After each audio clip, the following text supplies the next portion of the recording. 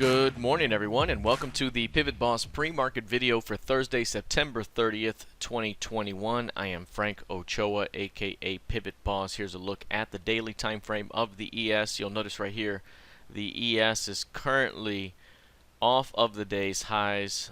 Price pushed through the previous session's high, hit the FOMC key level from below, the newly minted level, and also the July level from below, and is now back down below the previous session's high.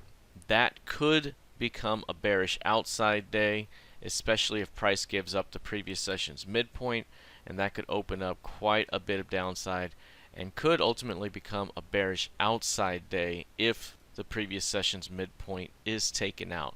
So that's going to be something to continue to watch there. Again, the previous session's midpoint here is 61.5, so that's going to be the key level to watch right there. If price can't hold 61.5, that could provide an opportunity for an outside day down and perhaps a continuation lower heading into the new quarter ahead. So today is the last trading day of the quarter, the last trading day of the month. Friday we turn to the new month and the new quarter of trading. We'll have new quarterly pivots as well, and so that's what we'll be waiting on heading into the new month of trading. But right now, failed new high developing, failure to hold 61.5 opens up a new low later today.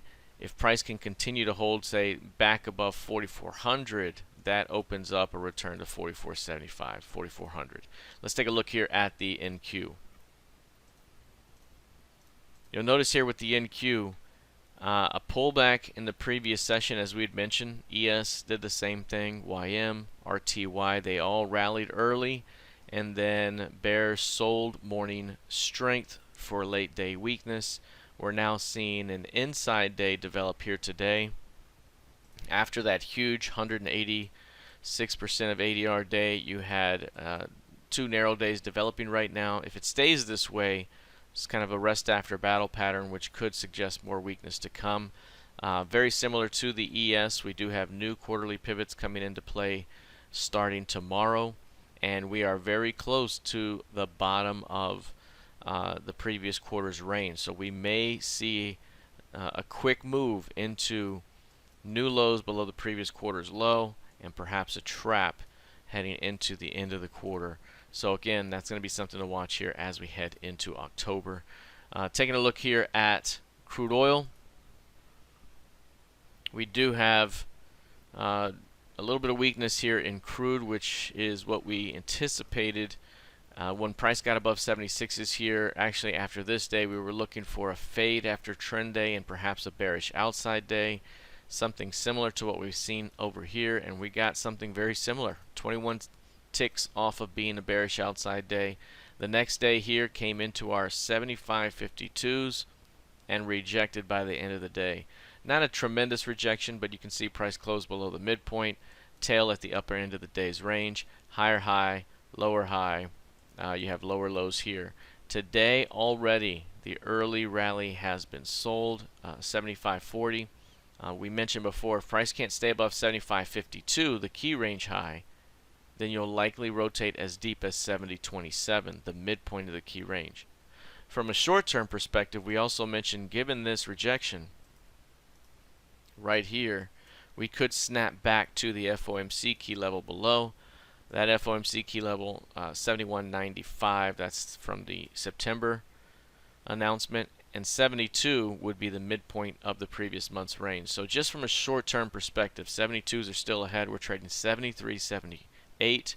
Any pullback above 74 or into 75s could still be sold for a continuation downward.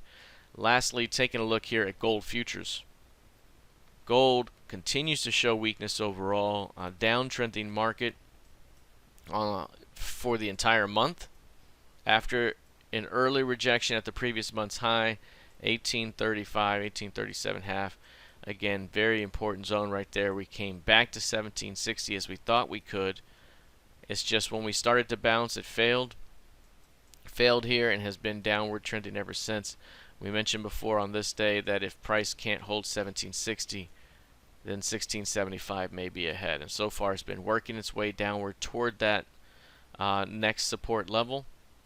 Any pullback to begin next month could be an opportunity to sell it for a push into 1675.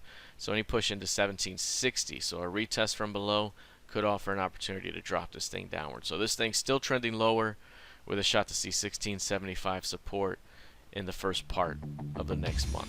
All right, that is it for now. We'll see how this plays out heading into the new day of trading. Have a fantastic rest of your day, and I will see you in the trading room. Take care.